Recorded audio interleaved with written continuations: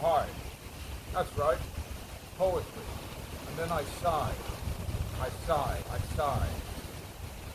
And then I go right up to that sky, blue, tranquil, sometimes gray.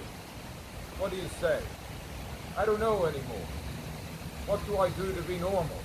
What do I say? How should I presume? How shall I assume? How shall I digress?